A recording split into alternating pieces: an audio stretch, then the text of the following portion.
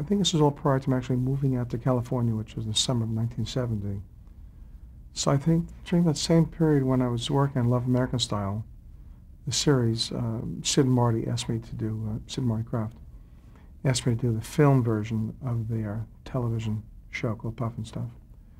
And I became good friends with the guys. It was a great to be around them. It was fun. They had a big studio out in San Fernando, I think, someplace in the valley. And they made all their own costumes, all these characters, and all these wonderful short people inhabiting those costumes, Billy Barty among others, you know. Puff and Stuff, the movie, was a full musical. Norman Gimbel and I wrote, I don't know, 6 or 8 or 9 songs, maybe 10 songs, for Martha Ray, for Jack Wilde, who was the star of the show, played the boy. For Mama Cass Elliott, wrote a song for her called Different is Hard, Different is Easy. And it was a musical, so it was great. And I used some of those same singers that did the themes with me to come in and do background.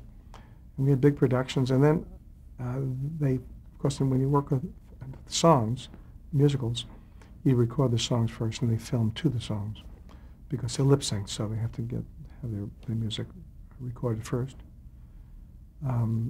So we were in the studio a lot doing recordings, and then we did the filming, and then I came back and scored the film after. And after that, they did the Bugaloos. So they asked me if I would do the Bugaloos, and I did the theme song. I'll tell you something funny. It wasn't too long, about a year or two ago, that I was in theater with my wife, and I don't remember what this film was, but it was a romantic comedy. And this young couple was getting to know each other, and they were talking about the things from their youth that they always liked and related to. And they started talking about television shows, and one said, what about the Bugaloos? Oh, I love the Bugaloos. And they started singing the Bugaloo song. I'd forgotten that I wrote it. And I turned to my wife and I said, I think I wrote that. And she said, you did? I said, I think so. I wasn't even sure. And so sure enough in the credits, it was my name. I just over the years forgot that I wrote the bar, and it didn't even sound familiar when I heard it.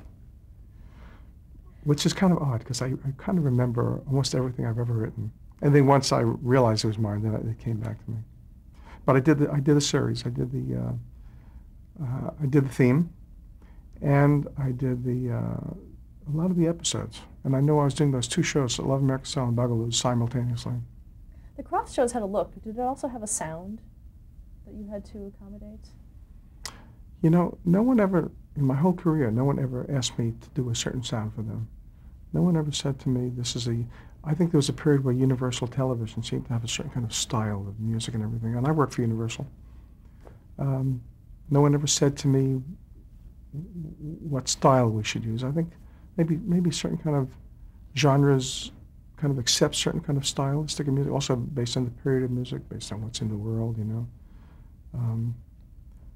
But no, there was no particular style. I think I brought to the style what I thought it needed, and they apparently were pleased with it. What about the fact that it was a kids' show? Did that have anything to do musically in terms of how you wrote your music? You know, when you work on a children's show or you're working on an animated show, characters have to be real.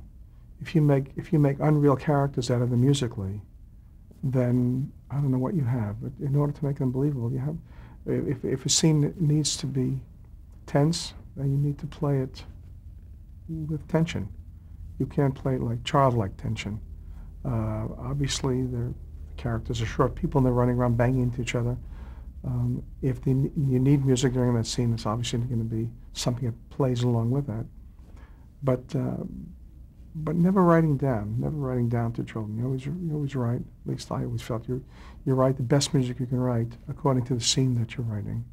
And just because it's for children, to children, doesn't mean you write little children kind of music. You know, you write what you think best underscores that moment.